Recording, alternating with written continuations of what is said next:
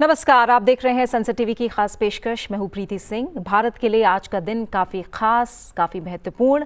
हमारे देश ने आज ही के दिन 1949 को संविधान को अपनाया और इस वर्ष देश इस सबसे बड़े और पावन ग्रंथ को अपनाने के 75 साल पूरे होने का उत्सव संविधान दिवस के रूप में मना रहा है।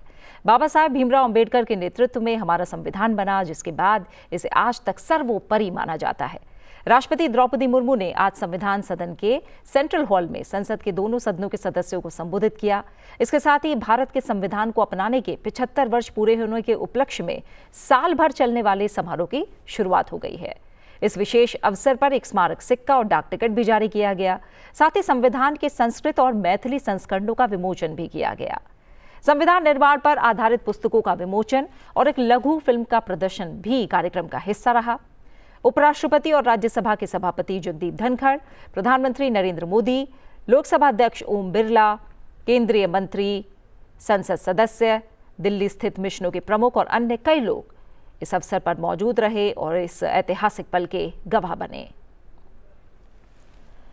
देश का जन आज संविधान और संविधान की विशेषताओं की बारीकियों को जाने, संविधान से जुड़े मुद्दों पर चर्चा करे और अधिक जागरूकता के साथ जहां अपने अधिकारों और कर्तव्यों को समझे, वहीं संविधान की ताकत और संवेदनशील मुद्दों को भी आत्मसात करे। यही इस दिन को मनाने का सही मकसद भी है। आज हम संविधान दिवस के मौके पर करेंगे अलग अलग पहलुओं पर चर्चा और इस पर चर्चा के लिए मेरे साथ दो खास मेहमान जुड़े हुए हैं। मेरे साथ विनय प्रीत सिंह जुड़े हैं, जो कि एडवोकेट हैं सुप्रीम कोर्ट के और साथ ही सरकार की कई कमिटीज में सदस्य भी हैं। विनय प्रीत सिंह, आपका बहुत बहुत स्वागत और शुक्रिया आपका हमारे साथ जुड़ने के लिए। बहुत बहुत धन्यवाद आपका। जी जी। साथ ही मंजुला बत्रा स्टूडियो में मौजूद है हमारे साथ, फॉर्मर डीन और हेड है faculty of law Jamia Millia Islamia में। साथ ही अभी आप सीनियर प्रोफेसर ऑफ लॉ हैं the north cap university Gurgaon. आपका बहुत बहुत स्वागत है मंजुला जी, शुक्रिया हमारे साथ इस कार्यक्रम का हिस्सा बनने के लिए। चर्चा की शुरुआत करेंगे, तमाम पहलुओं को समझेंगे, लेकिन आइए उससे पहले देखते हैं प्रस्तावना की शपथ। आज राष्ट्रपति ने सभी सदस्यों को संविधान की प्रस्तावना का पाठ कराया। हम भारत के लोग भारत को एक संपूर्ण प्रभुत्व संपन्न समाजवादी पंथ निरीक्षण लोकतांत्रिक गणराज्य बनाने के लिए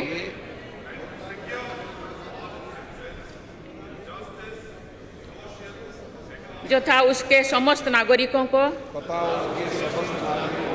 सामाजिक, आर्थिक और राजनैतिक न्याय, विचार, अभिव्यक्ति, विश्वास, धर्म और उपासना की स्वतंत्रता,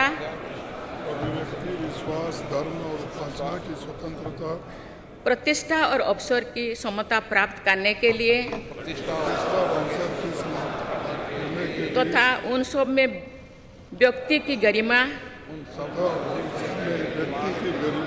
और राष्ट्र की एकता और अखंडता सुनिश्चित करने वाली बंधुता बढ़ाने के लिए दृढ़ संकल्प होकर अपनी इस संविधान सभा में आज तारीख 26 नवंबर 1949 ईस्वी को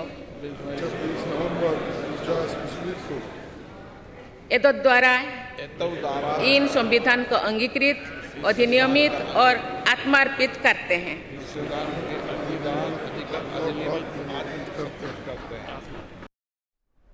और आगे हम ये भी सुनेंगे कि आखिर संविधान दिवस पर इस खास अवसर पर राष्ट्रपति ने क्या बड़ी बातें कही हैं। लेकिन जो आज प्रियम्बल, जो प्रस्तावना का पाठ आज कराया गया है, आपको बता दें कि देश भर के स्कूलों में तमाम छात्रों को भी आज प्रस्तावना का पाठ कराया जा रहा है। और अब साल भर हमारे जो संविधान दिवस है उसे अंगीकार करने के 75 साल पूरे हुए हैं और साल भर इसका जश्न देश में अब मनाया जाएगा। विनय प्रीत सिंह जी, पहले मैं शुरुआत आपसे करूंगी। जाहिर तौर पर हमारे लिए एक बड़े उत्सव का दिन। सबसे पहले जो प्रस्तावना का पाठ आज राष्ट्रपति ने सबको कराया है, ये क्यों जरूरी, और इसमें निहित शब्दों के अर्थों को अगर हम समझें तो इस पर आप क्या कहेंगे? देखिए, सबसे पहले तो मैं ये कहना चाहूंगा कि आज 75वें संविधान दिवस पे समस्त देशवासियों को बहुत बहुत शुभकामनाएं। और ये एक आम दिन नहीं है। अगर इसको लोग कोई आम दिन के तौर पे लें तो ये बिल्कुल भी एक आम दिन नहीं है। ये आज हम वो पर्व मना रहे हैं जिसमें सबको सबको समान अधिकार की बात की जाती है। हमारा अनुच्छेद अगर 14 की अगर हम बात करें, equality before law, equal protection of law, सबको बराबरी का दर्जा दिया गया कानून में। हमारा जो संविधान है, it's a mother of all the laws. ये सभी कानूनों का सबसे ऊपर एक कानून है। और आपके प्रश्न पे आने से पहले मैं दो पंक्ति आज जरूर कहना चाहूंगा संविधान दिवस पे। कभी फुर्सत मिले तो पढ़ना मुझे, कभी फुर्सत मिले तो पढ़ना मुझे, मैं तुम्हारी बेमिसाल उलझनों का समाधान, मैं भारत का संविधान हूं। तो जो आपका प्रश्न है प्रस्तावना का, वो प्रस्तावना इतना महत्वपूर्ण है। अगर आप उसका शब्द देखें, वो शुरू ही होता है हम भारत के लोग, वी द पीपल।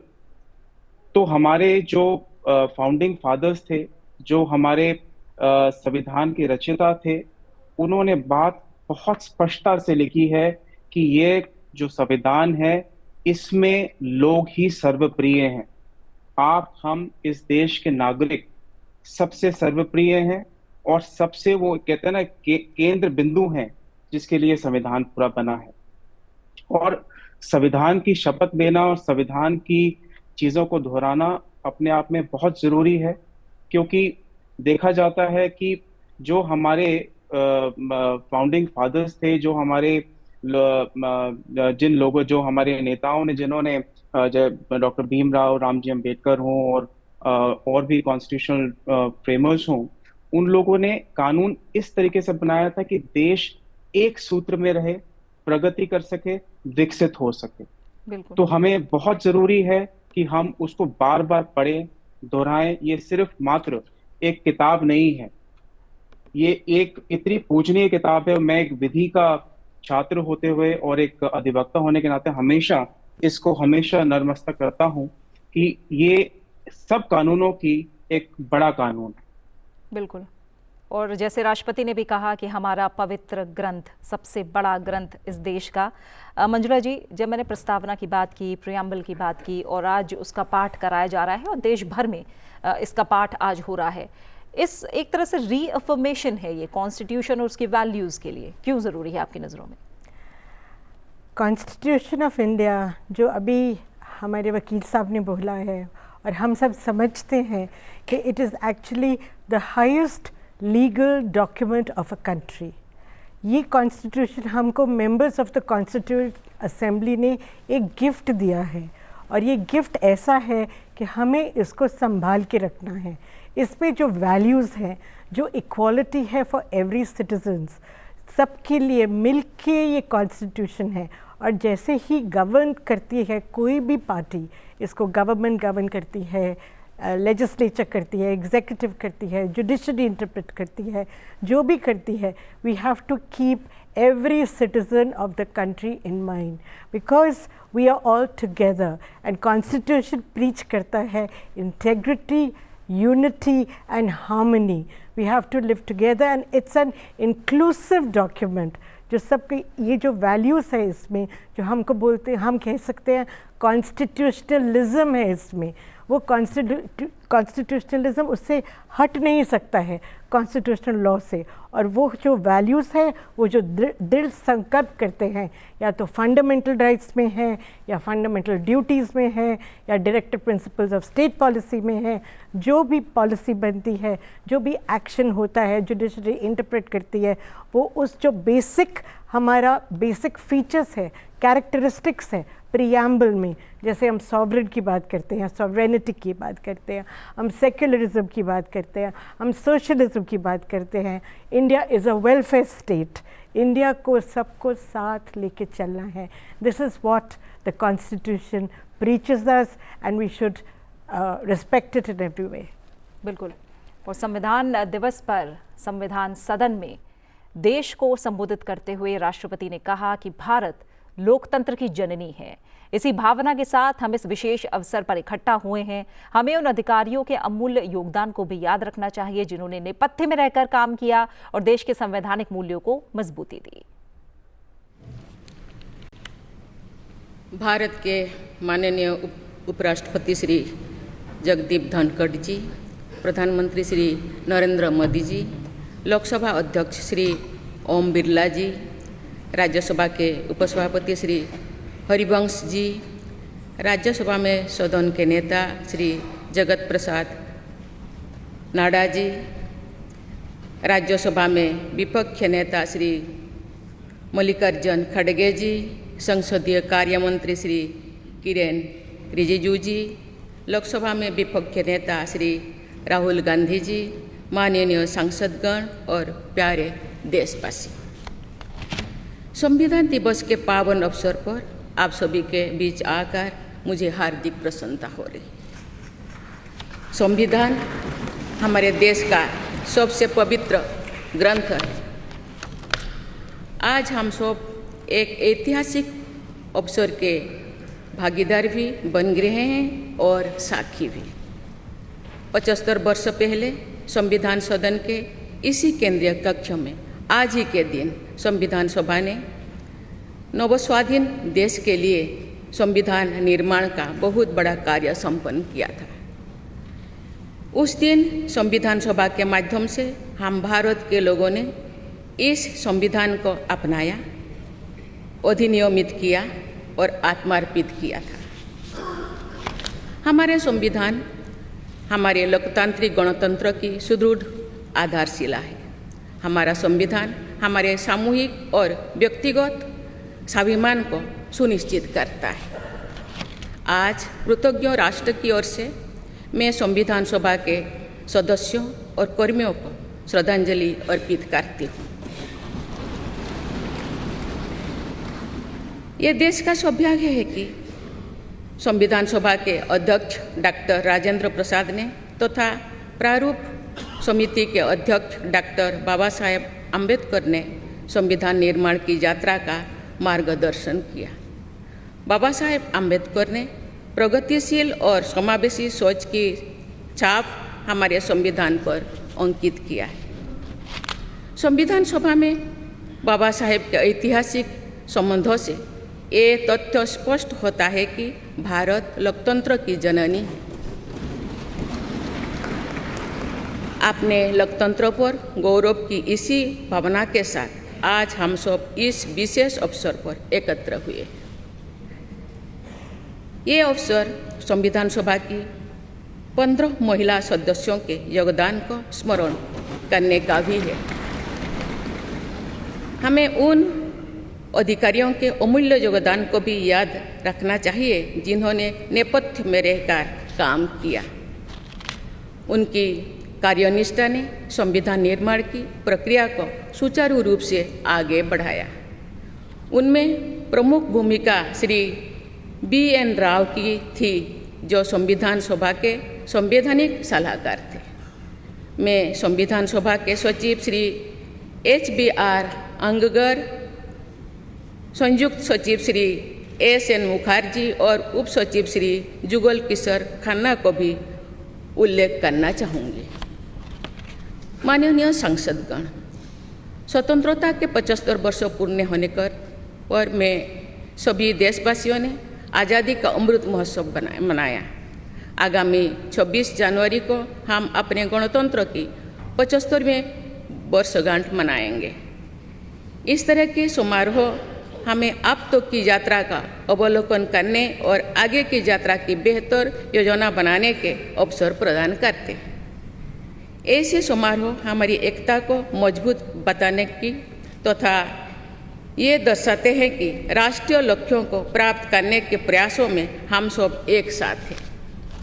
हमारे स्वाधीनता संग्राम के दौरान अनेक महान विभूतियों ने हमारे राष्ट्रीय आदर्शों को रेखांकित किया था। हमारी संविधान सभा में हमारे देश की विविधता को अभिव्यक्ति मिली थी।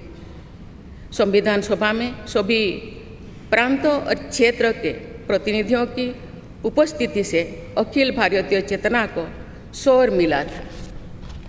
संविधान सभा के वाद विवाद तथा सदस्यों के संबोधनों में हमें संविधान निर्माण की प्रक्रिया के साथ साथ अपने देश के बारे में गहरी जानकारी प्राप्त होती है। आज जिन पुस्तकों का विमोचन किया गया तथा जो शॉर्ट फिल्म्स दिखाई गई उनमें लोगों को हमारे संविधान निर्माण के गौरवशाली इतिहास का परिचय प्राप्त होगा। एक अर्थ में भारत का संविधान कुछ महानतम मेधावी लोगों द्वारा लगभग 3 वर्षों के विचार विमर्श का परिणाम था, लेकिन सही अर्थ में ये हमारे लंबे स्वाधीनता संग्राम का परिणाम था। उस अतुलनीय राष्ट्रीय आंदोलन के आदर्शों को संविधान में अत्यंत महत्वपूर्ण स्थान दिया गया। उन आदर्शों को सुस्पष्ट और संक्षिप्त रूप से संविधान की प्रस्तावना में व्यक्त किया गया है। ये आदर्श है न्याय, स्वतंत्रता, समता और बंधुता। ये आदर्श सदियों से भारत को परिभाषित करते रहे हैं। मेरा मानना है कि संविधान की प्रस्तावना में उल्लिखित आदर्श एक दूसरे के पूरक है। समग्र रूप से ये सभी आदर्श ऐसा वातावरण उपलब्ध कराते हैं जिसमें हम नागरिक को फूलते फलते समाज में योगदान देने तथा साथी नागरिकों की मदद करने का अवसर मिलता है। माननीय संसदगण, संविधान की भावना के अनुसार कार्यपालिका, विधायिका और न्यायपालिका का ये दायित्व है कि वे सामान्य लोगों के जीवन को सुगम बनाने के लिए मिलजुल कर काम करें। संसद द्वारा पारित किए गए अनेक अधिनियमों से जौन आकांक्षाओं को अभिव्यक्ति मिली है। देश के आर्थिक एकीकरण के लिए स्वतंत्रता के बाद का सबसे बड़ा टैक्स सुधार गुड्स एंड सर्विसेज टैक्स को के रूप में किया गया है। वर्ष 2018 में राष्ट्रीय पिछड़ा बल्क आयोग को संवैधानिक दर्जा प्रदान किया गया है। वुमेन लेड डेवलपमेंट की सोच को यथार्थ रूप देना सामाजिक न्याय के संवैधानिक आदर्शों को प्राप्त करने के लिए अनिवार्य है। नारी शक्ति बंधन अधिनियम द्वारा हमारे लोकतंत्र में महिला सशक्तिकरण के एक नए युग की शुरुआत की गई है। दंड के स्थान पर न्याय तथा अपराध के स्थान पर सुरक्षा की भावना पर आधारित भारतीय न्याय संहिता, भारतीय नागरिक सुरक्षा संहिता और भारतीय साक्ष्य अधिनियम को पारित करके सांसदों ने आधुनिक सोच को अपनाने का प्रभावशाली परिचय दिया है।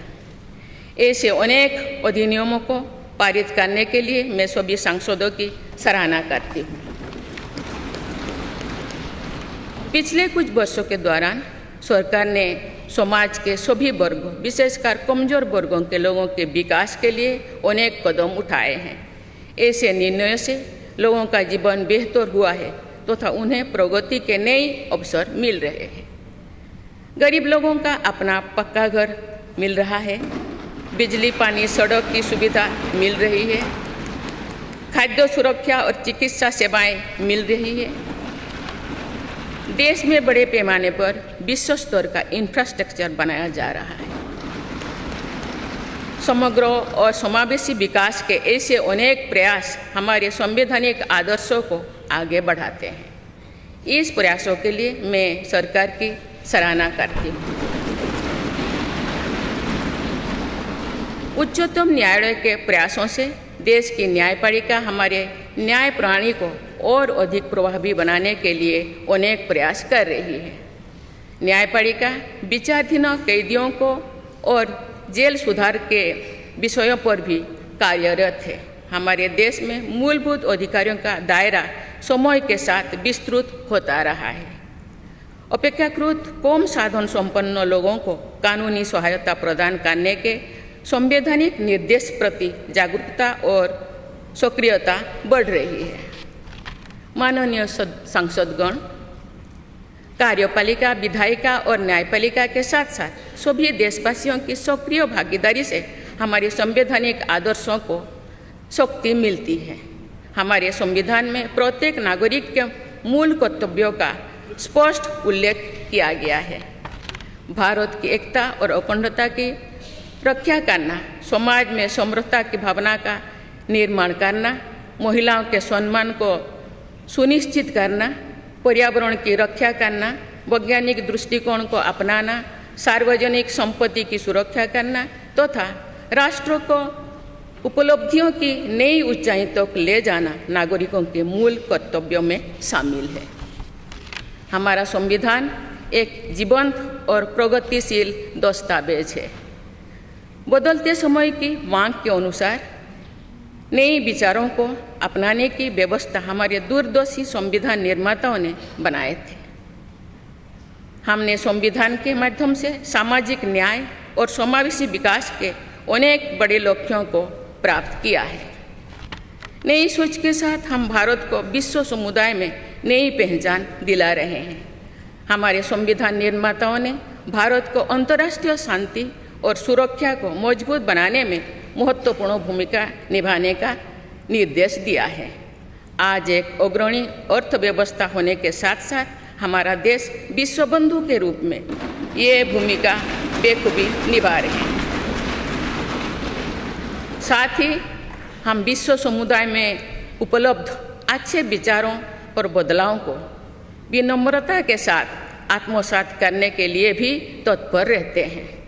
देश की ज़रूरतों के मुताबिक उत्कृष्ट विचारों और पद्धतियों को अपनाने की इसी भावना का उदाहरण हमारे संविधान निर्माताओं ने प्रस्तुत किया था।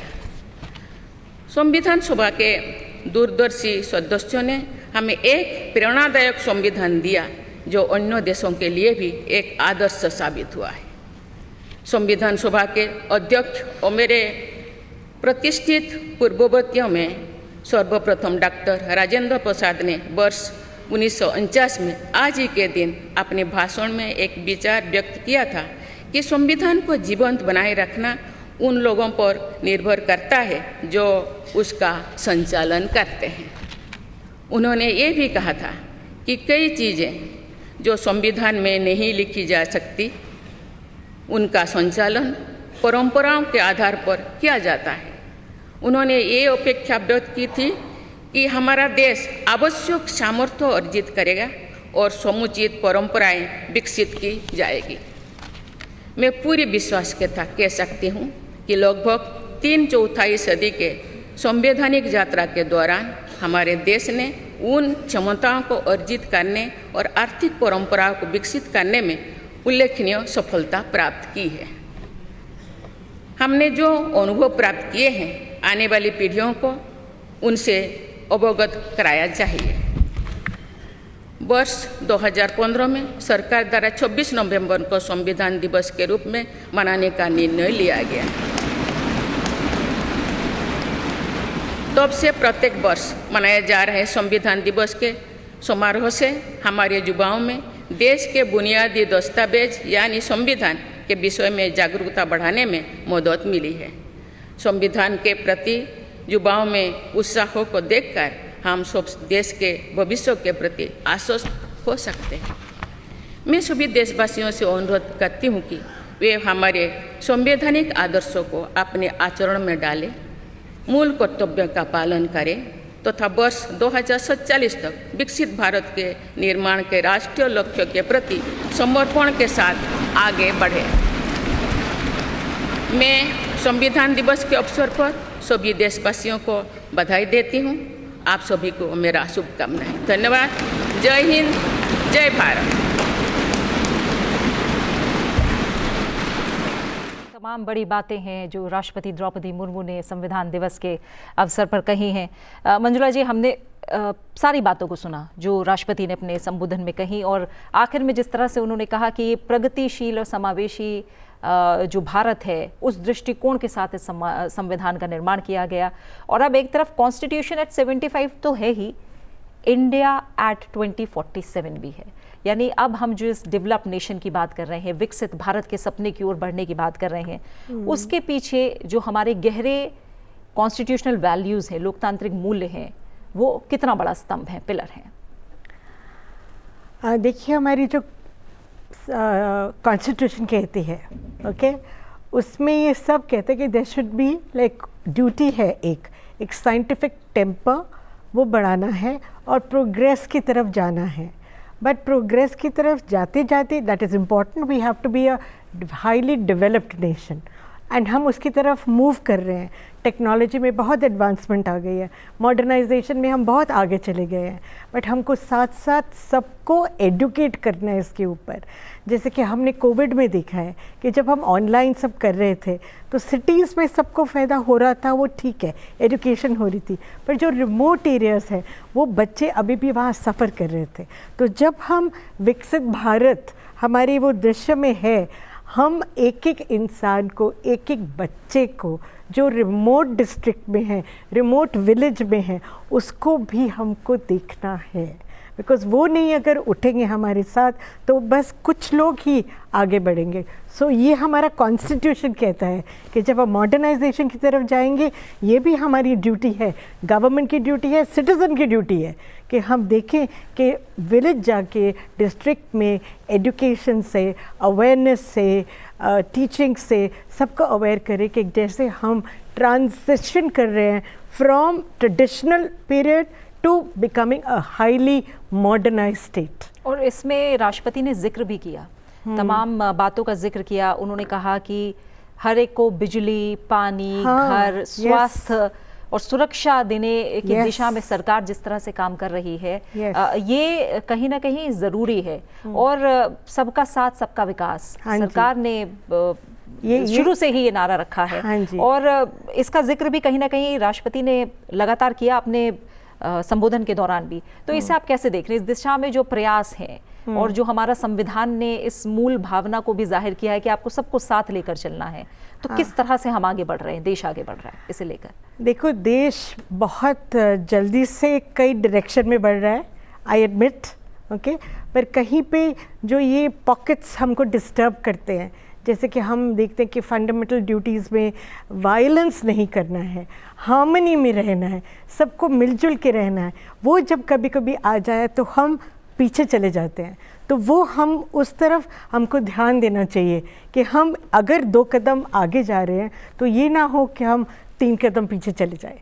तो हम वो आगे जाने का सबको विश्वास होना चाहिए, सबको कॉन्फिडेंस होना चाहिए। मेरे को लगता है कुछ लोगों में कॉन्फिडेंस की कमी है, वो कॉन्फिडेंस इनकलकेट करना सब में हमारी एक एक की ड्यूटी है। एक बारी वो कॉन्फिडेंस आ जाए, ट्रस्ट आ जाए, जैसे कोई भी कुछ काम करे, फेथ की बहुत ज़रूरी है। सो जब फेथ होता है ना इंसान में, इंसान कुछ भी कर सकता है, एक पहाड़ भी हिला देता है वो।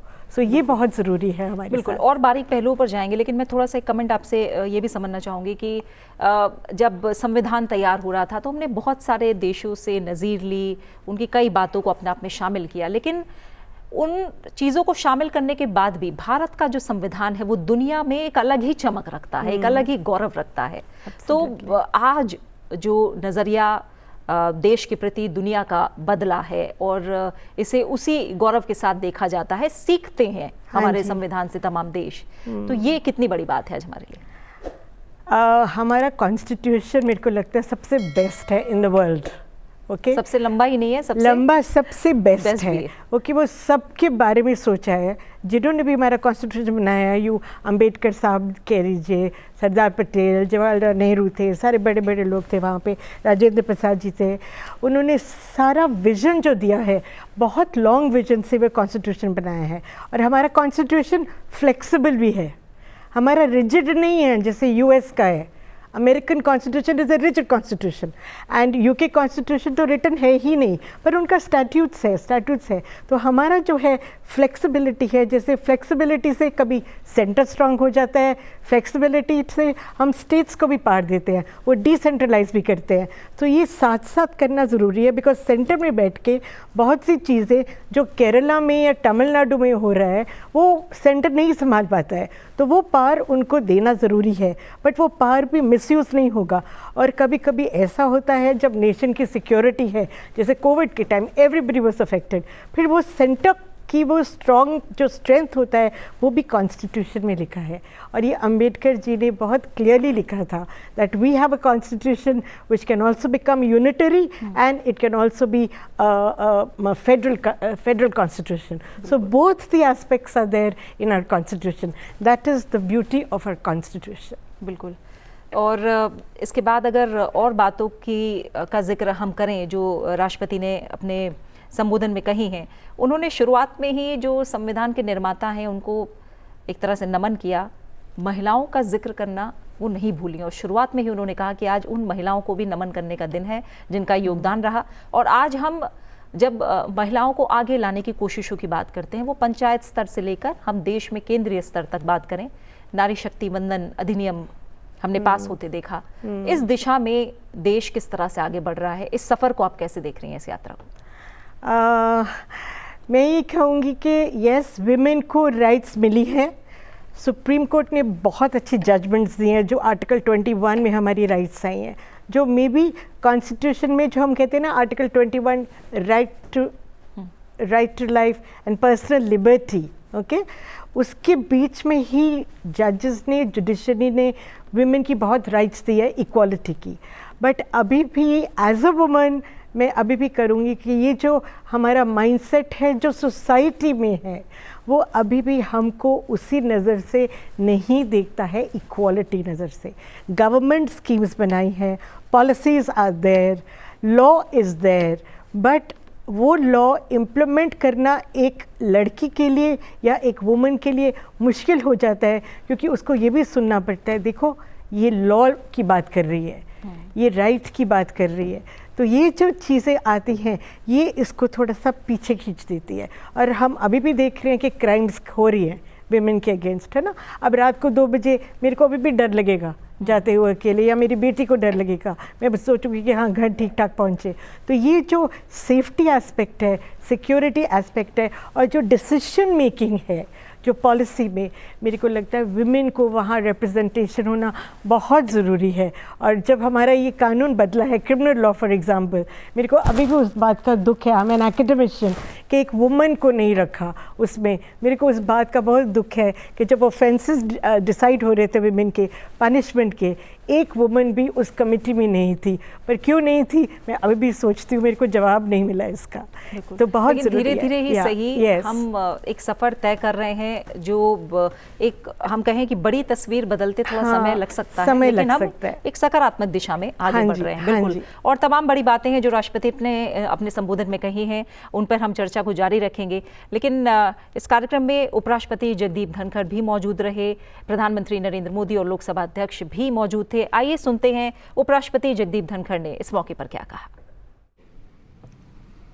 Honourable president, honourable prime minister, speaker Lok Sabha, deputy chairman Rajya Sabha, leader of the house in Rajya Sabha, leader of opposition in Rajya Sabha, leader of opposition in Lok Sabha, minister of parliamentary affairs, distinguished members of parliament and fellow citizens.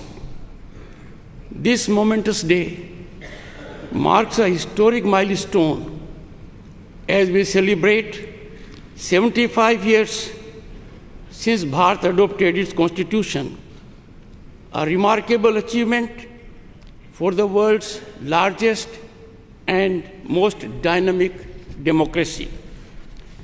Our nation thrives with remarkable economic growth, robust infrastructure, widespread digital adoption, all getting international recognition and accolades. These achievements are vindication that our Constitution has effectively anchored Indian democracy. Honorable members, this is an occasion to reflect on our Constitution's core values and reaffirm our dedication to its guiding principles. This masterpiece is a tribute to the profound foresight and unwavering dedication of founding fathers of our Constitution, who for about 3 years shaped our nation's destiny, exemplifying decorum and dedication, navigating contentious and divisive issues with focus on consensus and understanding. Honorable members, in contemporaneous times, with decorum and discipline cliffhanging in parliamentary discourse, this day we need to resolve by reiterating pristine glory of our Constituent Assembly embellished functioning. Disturbance as a strategy threatens democratic institutions. Time to restore sanctity of our democratic temples through constructive dialogue, debate, and meaningful discussion to serve our people effectively. The Constitution's opening words, "We the people of India," carry deep meaning, establishing citizen as the ultimate authority with Parliament serving as its voice. Preamble promises every citizen justice, liberty, equality, and fraternity. It is our North Star when it comes to fructifying people's aspirations and lighthouse in challenging and daunting situations. Honorable members, our Constitution assures fundamental rights and ordains fundamental duties. These define informed citizenship, reflecting Dr. Ambedkar's caution that internal conflicts, more than external threat, endanger democracy. Time for us to fully commit to our fundamental duties, protecting national sovereignty, fostering unity, prioritizing national interests, and safeguarding our environment. We must always put our nation first. We need to be on guard as never before. These commitments are crucial for achieving our vision of Viksit Bharat at 2047, a nation that exemplifies progress and inclusion. Honorable members, Nari Shakti Vandan Adhiniyam affords constitutional assurance to 1/3 women representation in Parliament and state legislatures, and showcases our constitutional adaptability to create a just and equitable society. This example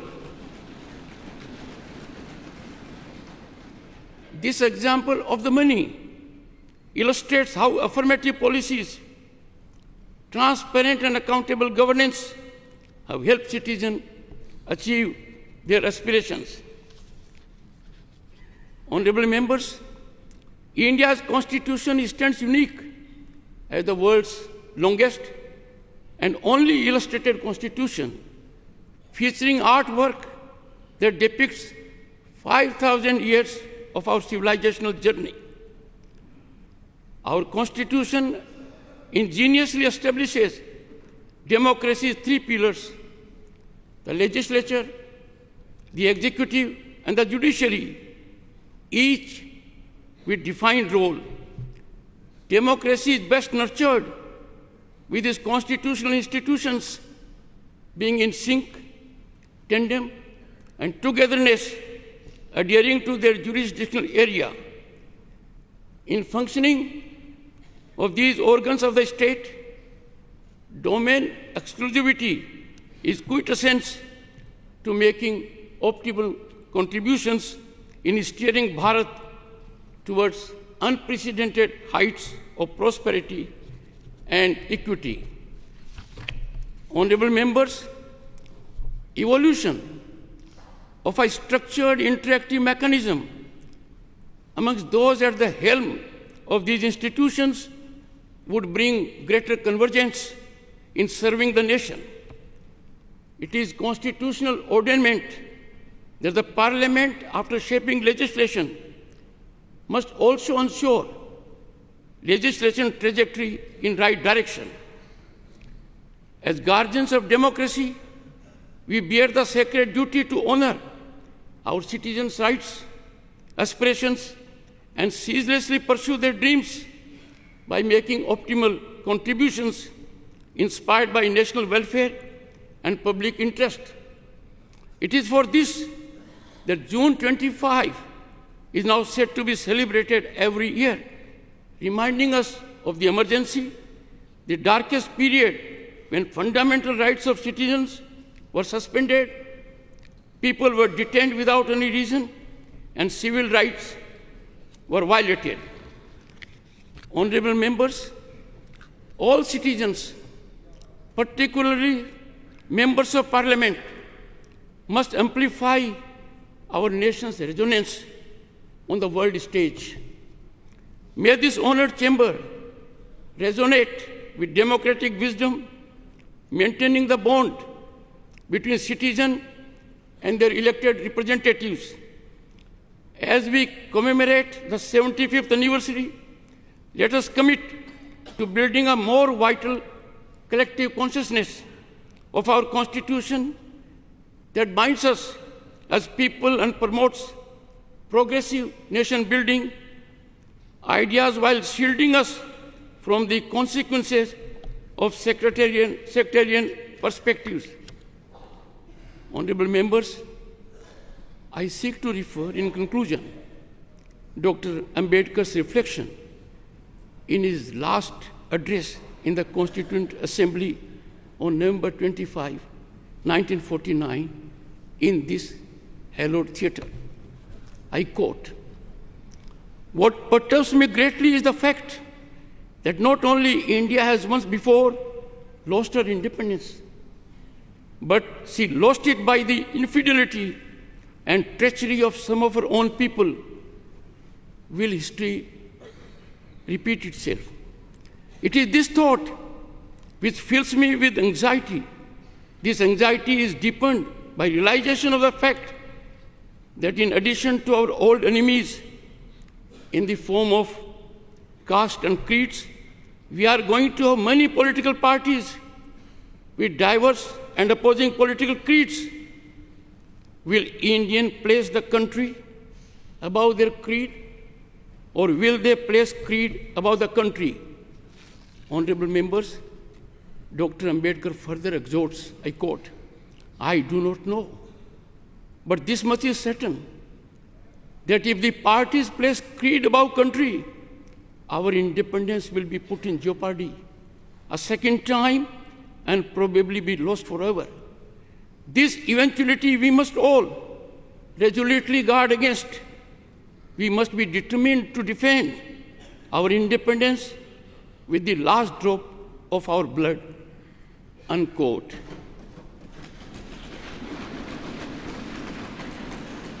Honorable members, I too conclude on this note with appeal to heed wise counsel emanating from the father of the Indian Constitution. Jai Hind, Jai Bharat. इसके अलावा लोकसभा अध्यक्ष ओम बिरला ने इस अवसर पर कहा कि हमारा संविधान वर्षों के तप, त्याग, विद्वता, सामर्थ्य और क्षमता का परिणाम है और इसी केंद्रीय कक्ष में 3 वर्षों के कठिन परिश्रम के बाद देश की भौगोलिक और सामाजिक विविधताओं को एक सूत्र में बांधने वाला संविधान बना। संविधान सदन में आयोजित इस ऐतिहासिक संविधान दिवस कार्यक्रम में माननीय राष्ट्रपति जी, माननीय उपराष्ट्रपति जी, माननीय प्रधानमंत्री जी, सभी राजनीतिक दलों के नेतागण, माननीय सदस्यगण आज संविधान दिवस उत्सव मनाने करोड़ों भारतीय वासियों का मैं हार्दिक स्वागत करता हूं, अभिनंदन करता हूं। 75 वर्ष पहले इसी दिन, इसी पवित्र स्थान पर हमारे संविधान को अंगीकृत किया था। माननीय राष्ट्रपति महोदय के नेतृत्व में संपूर्ण देश एक साथ मिलकर आज संविधान के प्रति कृतज्ञता प्रकट कर रहा है। आज करोड़ों देशवासी संविधान की प्रस्तावना का पाठ कर कर देश को आगे बढ़ाने का संकल्प लेंगे। माननीय प्रधानमंत्री जी की प्रेरणा से वर्ष 2015 में हमने 26 नवंबर को संविधान दिवस के रूप में मनाने का ऐतिहासिक निर्णय लिया था। हमारा संविधान हमारे मनीषियों की वर्षों की तप, त्याग, विद्वता, सामर्थ्य और क्षमता का परिणाम है। इसी केंद्रीय कक्ष में लगभग 3 वर्षों के कठिन परिश्रम के बाद उन्होंने देश की भौगोलिक और सामाजिक विविधताओं को एक सूत्र में बांधने वाला संविधान बनाया। संविधान सभा में अलग अलग विचारधारा के लोग सदस्य थे। इसके बावजूद भी उन्होंने एक एक अनुच्छेद पर विचार किया, मंथन किया, पूरी गरिमा और मर्यादा से अपनी सहमति असहमति व्यक्त करते हुए संविधान की रचना की। सार्थक एवं गरिमापूर्ण संवाद की इस उत्कृष्ट परंपरा को हमें अपने सदनों में भी अपनाना चाहिए। हमारा संविधान देश में सामाजिक आर्थिक बदलाव का सुधार रहा है। करते हुए काल में हम सामूहिक प्रयासों से विकसित भारत की और मजबूती से आगे बढ़ रहे हैं। इन 75 वर्षों में हमारी संसद के माध्यम से आम जनता के जीवन में सामाजिक आर्थिक परिवर्तन लाए गए हैं, जिससे लोकतंत्र में जनता की आस्था मजबूत हुई है। संविधान ने हमारे तीनों लोकतंत्र के स्तंभों विधायिका, कार्यपालिका और न्यायपालिका को आपसी समन्वय के साथ सुचारू रूप से कार्य करने की व्यवस्था दी है। इन 75 वर्षों में इन तीनों अंगों ने श्रेष्ठता से कार्य करते हुए देश के समग्र विकास में अपनी भूमिका निभाई है। बाबा साहब अम्बेडकर जी ने कहा था, हमारा संविधान एक ऐसा दस्तावेज होना चाहिए जो न केवल हमारे देश की स्वतंत्रता और समानता की रक्षा करे, बल्कि हमारे देश के लोगों को एक साथ लाने में भी मदद करे। हमें बाबा साहब अम्बेडकर जी के इन्हीं शब्दों से हमारे महान संविधान निर्माताओं के भारतीय समाज के प्रति दृष्टिकोण को समझना चाहिए। हमारा संविधान वसुदेव कुटुंबकम यानी संपूर्ण विश्व एक परिवार है के सिद्धांत का अनुसरण करने की प्रेरणा देता है। संवैधानिक मूल्यों के प्रति हमारी गहरी प्रतिबद्धता है विश्व पटल पर। इसी कारण भारत की छवि बहुत मजबूत हुई है। मैं सभी माननीय सांसदों से आग्रह करूंगा कि वह अपने अपने क्षेत्रों में संविधान के अंगीकार होने के 75 वर्ष को जनता की सहभागिता के साथ एक उत्सव के रूप में मनाए, जिससे राष्ट्र प्रथम की भावना और अधिक सुदृढ़ हो। जय हिंद। बिल्कुल मंजुला जी, जो हम देख रहे हैं वो चाहे राष्ट्रपति का संबोधन हो, उपराष्ट्रपति ने जो बातें कही हो, लोकसभा अध्यक्ष ने भी जो बातें कही, सभी ने एक बात कही है कि समावेशी भारत की सोच के साथ प्रगतिशील विचारों को रखते हुए सामूहिक प्रयास, यानी हम सबको, हर तबके को, चाहे कार्यपालिका, विधायी, न्यायपालिका की बात हो या युवाओं की बात हो, बुजुर्गों की बात हो, संसद की बात हो, हर एक को सामूहिक प्रयास अपने अपने स्तर पर करने होंगे। और इसके लिए युवाओं को भी कहा गया है कि ज़्यादा से ज़्यादा युवा संविधान को पढ़ें, समझें, जो हमारे मूल्य हैं संवैधानिक उनको ज़्यादा से ज़्यादा जानें, पर्यावरण के प्रति उनके कर्तव्य हों, महिलाओं के प्रति कर्तव्य हों, पर्यावरण के साथ साथ आगे सार्वजनिक संपत्ति को लेकर जो उनके कर्तव्य हैं, तमाम कर्तव्यों को समझते हुए अपने अधिकारों की बात हो, तभी हम एक विकसित भारत इंडिया एट 47 को सही मायनों में देख पाएंगे, साकार कर पाएंगे। तो तीनों ही जो लोगों ने बातें कही हैं, राष्ट्रपति, उपराष्ट्रपति और लोकसभा अध्यक्ष ने, आखिर में आप उसे कैसे कंक्लूड करेंगे और क्या मैसेज देंगे? देखिए, हर एक को कॉन्स्टिट्यूशन जानना बहुत ज़रूरी है। विधि जो लॉ स्कूल है वो तो पढ़ाते ही हैं कॉन्स्टिट्यूशन, पर आई फील कि स्कूल्स, कॉलेजेस, अदर सब्जेक्ट्स में इट इज़ इम्पॉर्टेंट कि सबको कॉन्स्टिट्यूशन पता होना चाहिए। ये हमारे गर्व की बात है that we know the constitution of India. इसलिए जो कैंपेन अभी शुरू किया है, गवर्नमेंट ने शुरू किया है ना, हमारा संविधान ये हमारा स्वाभिमान है। Constitution is a pride. अगर बच्चे नहीं समझेंगे तो उनमें ये वैल्यूज़ भी नहीं आएंगी। हम जैसे यूथ को देख रहे हैं, कहीं पे वो अस्ट्रे जा रहे हैं, कहीं डिविएट हो रहे हैं, तो उनको थ्रू कंपटीशन, पोस्टर्स, ऐसे competition, talks, seminars, assembly, again and again, doing something about the Constitution and telling them about fundamental rights and fundamental duties, because आज क्या हो रहा है कि सब कहते हैं ये मेरा राइट है, ये मेरा राइट है, ये मेरा राइट है, ड्यूटी सब भूल गए हैं। हमारी 11 ड्यूटीज़ है कॉन्स्टिट्यूशन ऑफ इंडिया में, जो 1976 में इनकॉर्पोरेट कहीं गई थी, और ये ड्यूटी हर में है, चाहे बच्चा है, चाहे बूढ़ा है, चाहे जवान है, चाहे मिडिल एज्ड है, that we all have to move according to the values laid down in the constitution of India. हमको नेशनल फ्लैग को रिस्पेक्ट करना है, हमको नेशनल एंथम को रिस्पेक्ट करना है, हमको एक दूसरे से हार्मनी में रहना है, हमको एक दूसरे से लड़ाई नहीं करनी है, हमको एनवायरनमेंट को इम्प्रूव करना है, हमको भारत की प्रॉपर्टी अपनी सबकी बचा के रखनी है, हमको ये भी देखना है कि हम डेवलपमेंट कैसे कर रहे हैं, और माँ बाप का फ़र्ज़ है कि वो बच्चों को स्कूल भेजें। कोई भी बच्चा इस देश में अनपढ़ नहीं होना चाहिए। जब हम विकसित भारत की बात करते हैं 1947, वी शुड हैव 100% लिटरेसी। जब 100% लिटरेसी होगी तो अपने आप ही सब ये जो कॉन्स्टिट्यूशन में वैल्यूज़ हैं, जो हम एक दूसरे से प्रॉपरली कल्चर है जो सबका, हम एक दूसरे को प्रोटेक्ट करेंगे and we automatically will learn.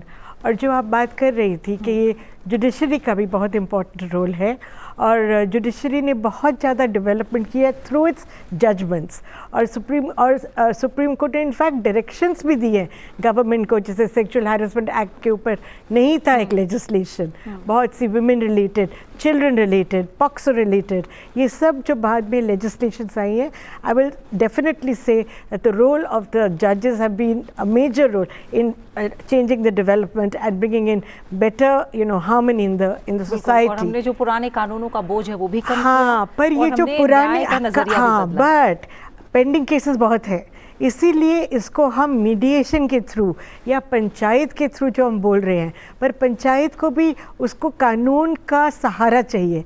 ये हम खप पंचायत की बात नहीं करेंगे जहाँ पे कि स्टैट्यूटरी रिकग्निशन नहीं है, जहाँ पे छोटे केसेस हैं, पेटी ऑफेंसेस है, वो पंचायत कर सकता है। पर एक बात ध्यान में हमेशा रहना होगा कि जो गलती करता है, अक्यूज्ड है, उसको ये होना चाहिए कि हाँ मेरी सुनवाई हुई है, और उसको हमको रिहैबिलिटेट करना है, उसको हमने ठीक रास्ता दिखाना है, और जो विक्टिम है जिसके ऊपर ऑफेंस हुआ है उसके भी राइट्स है। जो क्रिमिनल लॉ है, ये जो नया क्रिमिनल लॉ है, दंड की जगह न्याय और अपराध की जगह प्रोटेक्ट कर रहे हैं, न्याय संहिता के जरिए ये देश में बदलाव लाने की कोशिश की गई है, जिसका जिक्र राष्ट्रपति ने भी किया था। चर्चा लंबी होगी क्योंकि संविधान अपने आप में बहुत गहरा है, उसके जुड़े जो पहलू हैं वो बहुत ज़्यादा हैं, लेकिन समय फिलहाल हमें इजाज़त नहीं दे रहा है। मंजुला जी, बहुत बहुत शुक्रिया आपका, आप हमारे साथ इस चर्चा में शामिल हुई, बहुत बहुत शुक्रिया आपका। तो जी, and I congratulate everybody on this Constitution Day। बिल्कुल, हमारी तरफ से भी सभी को शुभकामनाएं संविधान दिवस की।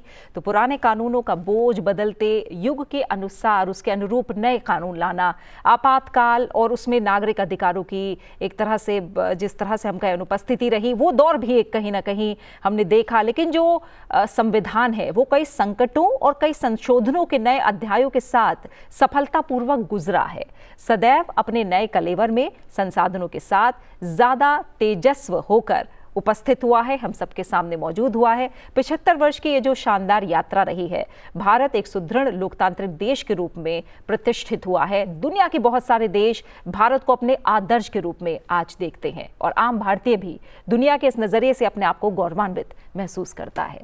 संविधान दिवस की आप सभी को एक बार फिर से शुभकामनाएं। इसी के साथ इस खास पेशकश में फिलहाल इतना ही। नमस्कार।